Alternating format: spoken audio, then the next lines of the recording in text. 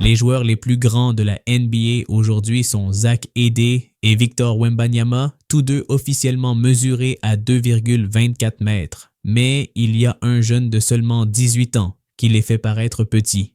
On parle d'Olivier Rioux, devenu viral après la diffusion d'une vidéo où on le voit couper le filet suite à la victoire des Florida Gators en championnat universitaire.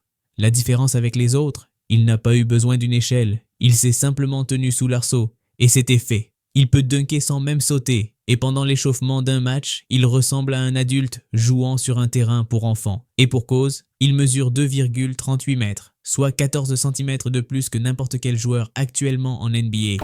Mais ce qui frappe, ce n'est pas seulement sa taille. Rioux est plus grand que des légendes comme Georg Mureşan ou Manute Bol. Et le plus incroyable, c'est qu'il continue de grandir. Il y a quelques mois, un clip est devenu viral. On y voit sa rencontre avec Shaquille O'Neal. La réaction de Shaq dit tout. Rappelons que Shaq mesure 2 mètres et 16 cm. Olivier est un phénomène depuis l'enfance. À 5 ans, il était déjà plus grand que son institutrice. À 8 ans, il mesurait 1,82 m. À 12 ans, il atteignait déjà les 2,13 m.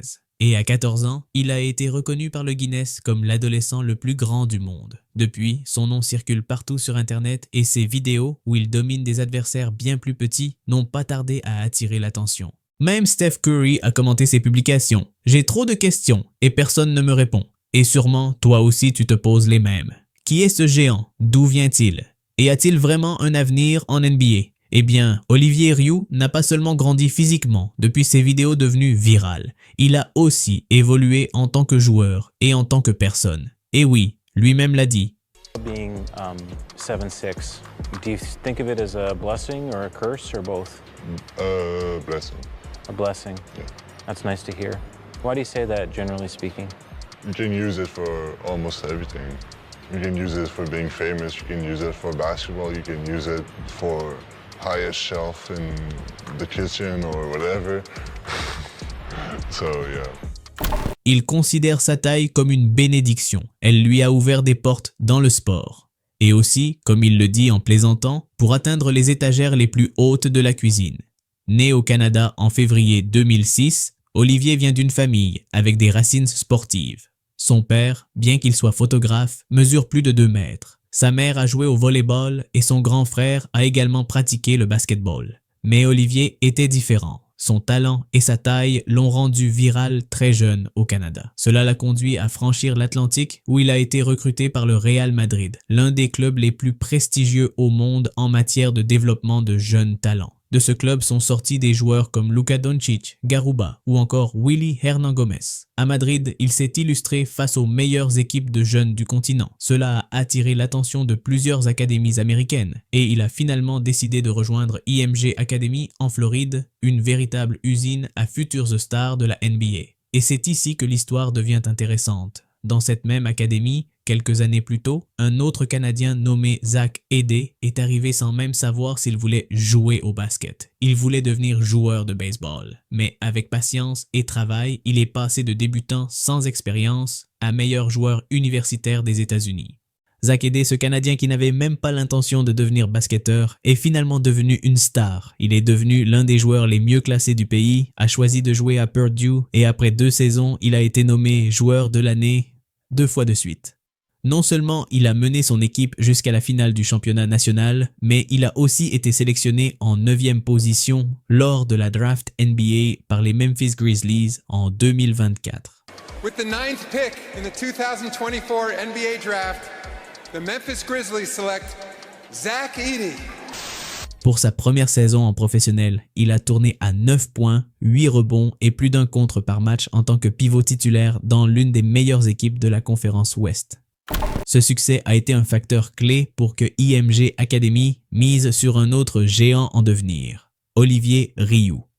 À la différence d'Edey, Olivier s'entraînait déjà comme un athlète professionnel depuis son plus jeune âge. Sa routine quotidienne comprenait de la musculation, des séances de résistance, des entraînements personnalisés et un suivi nutritionnel. Pour quelqu'un de sa taille, prendre des rebonds ou contrer des tirs était naturel. Mais son véritable défi était ailleurs, bouger rapidement, suivre le rythme du jeu et tenir tout un match sans s'épuiser. Au début, il n'entrait que dans les matchs déjà décidés et pour quelques minutes seulement. Mais avec le temps, il a gagné en importance, en temps de jeu et en respect. Olivier Rioux n'a pas seulement été une promesse dans les clubs et académies, il a aussi représenté le Canada dans des tournois internationaux dès son plus jeune âge. Il a fait ses débuts avec l'équipe nationale en 2021 lors du championnat FIBA U16 des Amériques, affrontant les puissances d'Amérique du Nord, centrale et du Sud. Dans ce tournoi, il était titulaire et a livré de solides performances, 8 points de moyenne, plus de 10 rebonds et 2,5 contres par match. En quart de finale contre Porto Rico, il a enregistré 10 points, 9 rebonds et 3 contres. Mais sa meilleure prestation a eu lieu en demi-finale contre les États-Unis. Il a affronté des futurs stars de la NBA comme Robert Dillingham,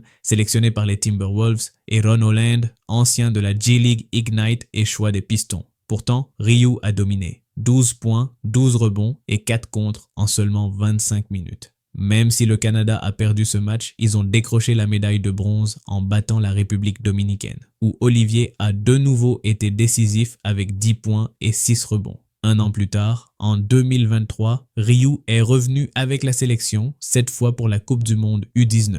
À seulement 17 ans, il était l'un des plus jeunes dans un tournoi rempli de futurs talents. La France comptait sur Zachary Rizaché et Alexandre Sarr, les deux premiers choix de la draft 2024. Les États-Unis avaient Cody Williams et Dylan Harper, tous deux annoncés dans le top 10. Cette fois-ci, il a eu moins de temps de jeu en raison de la concurrence avec des joueurs plus expérimentés. Mais malgré cela, il a laissé de bonnes impressions dans les rares minutes qu'il a eues. Lors de la Coupe du Monde U19, Rioux n'a pas eu autant de minutes qu'auparavant, en partie parce qu'il affrontait des joueurs plus grands et plus expérimentés. Pourtant, lorsqu'il était sur le terrain, il a été efficace. 3,2 points, 3,4 rebonds et 1 contre par match en moyenne. Il a réussi 7 de ses 8 tirs dans tout le tournoi et dans le seul match où il a joué plus de 10 minutes, contre le Japon, il a brillé, 10 points, 5 rebonds et 1 contre, avec 83% de réussite au tir. En 2024, il a de nouveau porté le maillot du Canada, cette fois pour le championnat FIBA U18 des Amériques. C'était le même tournoi où il s'était illustré en 2021, mais cette fois, les attentes étaient bien plus élevées. C'était l'occasion de montrer à quel point il avait progressé depuis son arrivée à IMG Academy. Mais il n'a pas réussi à franchir ce cap. Il a tourné à 4,5 points, 4,5 rebonds et 2 contres par match, sans performance vraiment mémorable. À la fin du lycée, il a été classé recrue 3 étoiles par 247 sports. Selon l'un des analystes,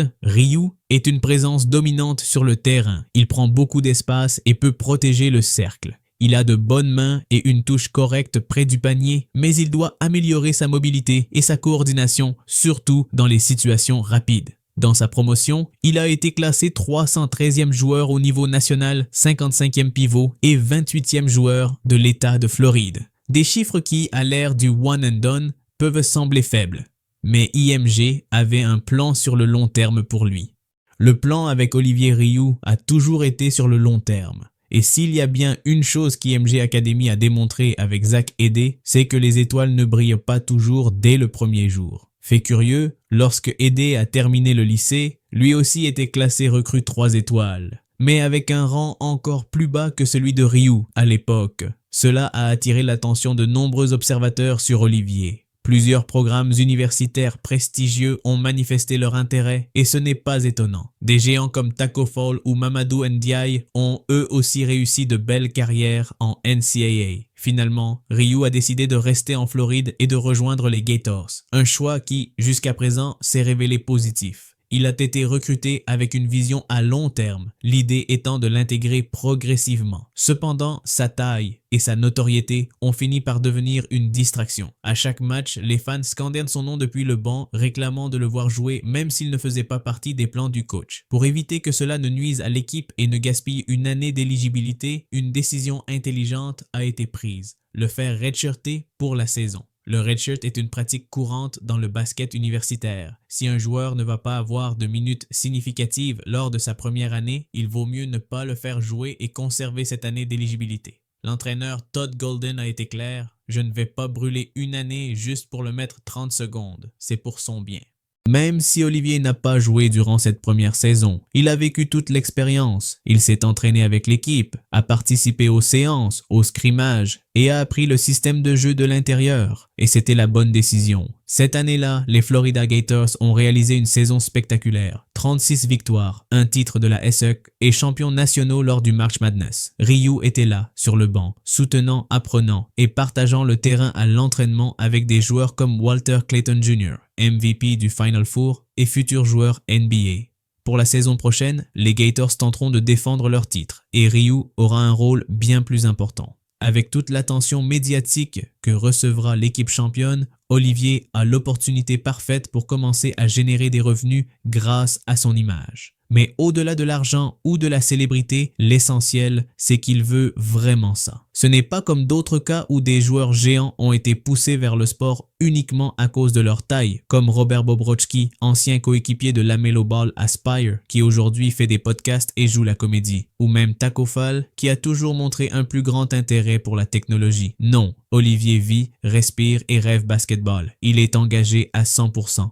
Il veut devenir professionnel. Ses entraîneurs l'ont répété 1000 fois. C'est un travailleur acharné. Ils n'ont jamais eu besoin de le pousser car il a toujours été engagé à progresser. Tout semble indiquer qu'il fera un cursus complet de 4 années à l'université. Et honnêtement, il est impossible de prédire jusqu'où il peut aller. Il mesure 2,38 mètres. Et comme on dit, le ciel était la seule limite. Personne n'aurait imaginé que Zach Edey, qui n'était titulaire que dans 2 de ses 28 premiers matchs à Purdue, deviendrait un jour le meilleur joueur universitaire du pays. Et le plus surprenant, c'est qu'Edey mesure 13 cm de moins que Ryu. Mais bien sûr, il faut parler de la grande question. Olivier Ryu arrivera-t-il un jour en NBA? La réponse est peut-être que oui, peut-être que non, parce qu'être grand ne garantit plus rien dans le basketball professionnel. Il fut un temps où la taille suffisait. Mais aujourd'hui, en 2025, le jeu a changé. Les grands joueurs sont des cibles faciles en défense. Les meneurs les éloignent de la raquette, les attaquent sur pick and roll et s'ils ne sont pas rapides, ils se font dépasser sans pitié. En plus, beaucoup de pivots modernes peuvent tirer à 3 points. Si tu ne sors pas les défendre, ils te punissent. Et si tu le fais, tu ouvres des espaces pour que d'autres pénètrent. C'est ça qui différencie des talents comme Victor Wembanyama. Ce n'est pas seulement sa taille qui le rend unique, c'est ce qu'il en fait. Il manie le ballon, il shoot, il se déplace avec agilité, il comprend le jeu et peut défendre sur plusieurs positions. Même si le basketball a historiquement été un sport pour les joueurs grands, il existe aussi un concept bien réel. Trop grand pour la NBA. Tacko Fall en est l'exemple parfait. Il dominait à l'université et s'est même mesuré à Zion Williamson lors du tournoi NCAA. Mais une fois arrivé en NBA, il n'a joué que quelques matchs. Trop lent, trop rigide, une statue sur le terrain. Mais comparer quelqu'un comme Tacko à Olivier Ryu, ce n'est pas vraiment juste, car on n'a jamais vu un joueur de 2,38 mètres avec le niveau de maîtrise et de fondamentaux que Ryu est en train de développer. Et le mieux, c'est qu'il a encore le temps. En ayant redshirté cette année, il sera éligible pour la draft à 23 ou 24 ans avec plusieurs années d'entraînement intensif derrière lui. Assez de temps pour améliorer son physique, son endurance, sa technique et devenir un véritable professionnel. C'est pourquoi je suis optimiste. Je pense que lors de la draft NBA de 2029, une équipe tentera le pari. Et si c'est le cas, Olivier Ryu pourrait devenir le joueur le plus grand de toute l'histoire de la ligue. Aujourd'hui, il mesure 2,38 mètres, mais certains disent qu'il continue encore de grandir. Atteindra-t-il les 2,44? Rien n'est impossible. Mais maintenant, c'est à toi de jouer. Penses-tu qu'Olivier Ryu atteindra la NBA? Et s'il y arrive, aura-t-il une carrière à succès? Dis-moi ce que tu en penses dans les commentaires. Et si tu aimes le basketball universitaire, ne rate pas notre vidéo sur Larry Bird. Sans détente incroyable ni physique de superstar, il a pourtant remporté 3 titres de MVP. Clique sur la vidéo, abonne-toi et active les notifications.